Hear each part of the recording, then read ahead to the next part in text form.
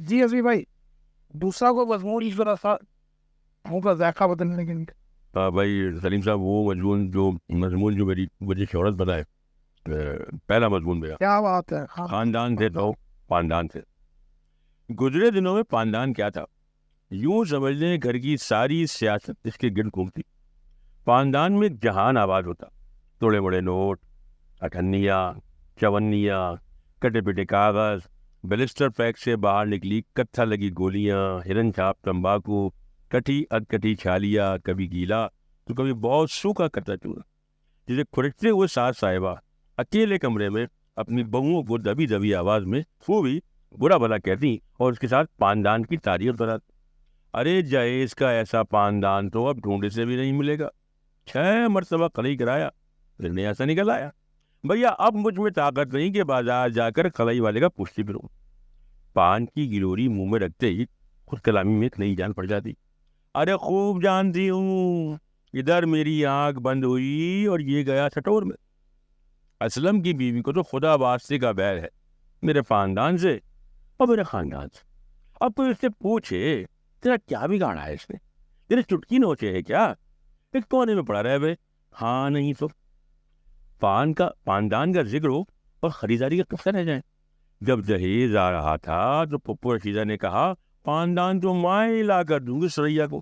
اب بھیا ہمارے پپا عنایت نکل پڑے، بزیری دکانیں چھان ماری، تب کہیں جا کر ملا یہ پورے 5 شیری کا پاندان. خدا جھوٹ نہ بلوائے، پپو نے سارے پیسے نکلوا دیے. ہمارے بابا بھی حساب پہ کرے تھے. اماں سے بولے تجھے قسم ہے رضیا کہ تو نے ایک پیسہ کر. شادی کے دوسرے دن جب میں چوتھی کر کے سسرال آئی تو ساس بولی اے دلہن، جہیز میں سب سے بھاری تم ہو اور اس کے بعد تمہارے پاندان. ایک دن کی بیاہی تھی، وہ ان کے گھوٹ پہ کر رہ گئی.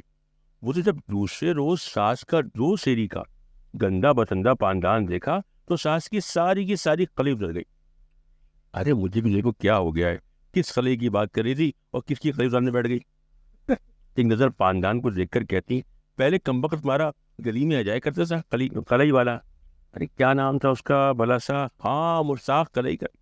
سالوں سے شکل نہیں دیکھی اس کی، مر کھپ گیا ہو.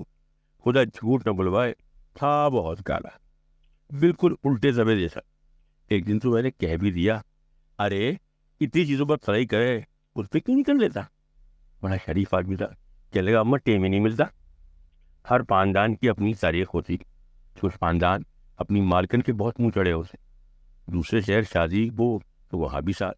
ایسے میں شادی میں شریک شوق و چنچل لڑکیاں پاندان والی کو تنگ کرنے کے لیے پان کے بڑے بڑے پتے اور چھالیاں ریوڑتی اور الزام لگا دیتی کسی سیدھی سادی لڑکی پر. حالا سلمہ نے نا ہمارے سامنے پان کا یہ بڑا سا پتا اور ڈھیر ساری چھالیاں منہ میں رکھی اور باہر جا کر فوراً تھوک دی.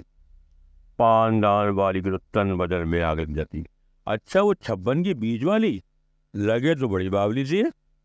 لڑکیاں کہتی خالہ بڑی چنڈ چالاک ہیں، کہہ رہی تھی اگر برات سے پہلے پاندان صاف نہ کر دیا تو سلمہ نام نہیں، ہاتھ میں توڑ دوں گی اس کے. کہاں ہے اس کا بابا؟ لڑکیاں اشارے سے بتاتی کہ ادھر بیٹھے. اب 56 کی کلاس ہو جاتی.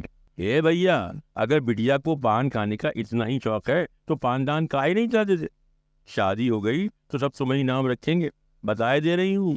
اور 56 سر جھکائے، ہلکی سی مسکراہٹ اور تعظیم کے ساتھ سب سنتے رہتے. انہیں پتا تھا کہ ماجرا کیا ہے.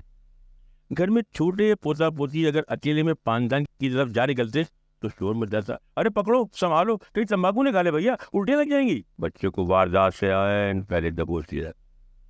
بہو ساتھ سے تو غصے کہتی مگر بچے کے منہ پیٹھ یا کولے پر ایسا جڑتی کہ بچہ سانس لینا بھول جاتا. ایسے موقع پر بہوؤں کو ساتھ کا پاندان زہر لگتا. کہتی خود سے کم سی، اوپر سے یہ پاندان، پیٹ میں ہاتھ نہیں منہ میں دانت نہیں، چلیے پان کھانے. ساس پوتے کی پٹائی دیکھ کر بہو سے غصے کہتی، اپنے کمرے میں جا کر اونچی آواز میں خوب سناتی اچھی طرح جانتی ہوں کس کا غصہ کس پر ڈالا جا رہا ہے. مہارانی بنی بیٹھی رہتی ہیں، بس اٹھنے کا نہ کہو. ہم نے بھی بچے پالے ہیں بھیا، ایک مرتبہ منع کر دیا مجال ہے کسی کی جو خاندان کی طرف پھٹک جائے.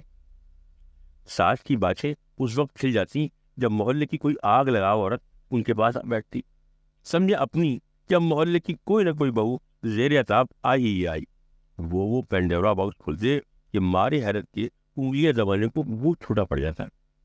بہویں ادھر پیچھے کھا رہی ہوتی اور ادھر دونوں کے منہ میں چھالیاں کی کتر کتر الگ مزہ دے رہی ہوتی. دوپہر کو برتنوں کی کھڑکڑاہٹ شروع ہوتے ہی آگ لگا ہوا جانے کا کہتی. ساس فوراً ہاتھ پڑھ کے بٹھا دیتی. ایسے تو نہ جانے دوں گی, اب آئی ہو تو کھانا کھا کر جانا. ادھر بہوؤں کے سینے پر سانپ لوٹ رہے ہوتے کہ اتنا سارا باربیکیو, یعنی غیبت کے سیزن کے بعد میں پیٹ بھرا نہیں. مگر اب یہ زمانے لگ گئے ہیں, بس رہ گئی ہیں تو یادیں اور باتیں. جس طرح دنیا میں چھوٹی چھوٹی اسٹیٹس کا تصور ابھر رہا ہے, جب ابھارا جا رہا ہے, اب اس کے اثرات ہمارے گھروں تک آ پہنچے. پہلے خاندان بڑے بڑے ہوا کرتے تھے, الگ تھلگ رہنے اور بچوں کی اعلیٰ درسی تعلیم کے نام پر فیملیز چھوٹے چھوٹے یونٹس میں بڑھ رہی ہیں, جہاں خاندان سے بہت دور کی بات ہے. ماں باپ کے رہنے کے لیے جگہ نہیں بن رہی ہے. واقعی خاندان سے تو پاندان تھے. واہ, بہت اچھے. بات یہ ہے کہ غم کو یا کسی بھی چیز کو وہیں پر ختم کر دینا چاہیے جو وہ اپنی امج کے اوپر, صحیح. تاکہ لوگوں کو یاد رہے.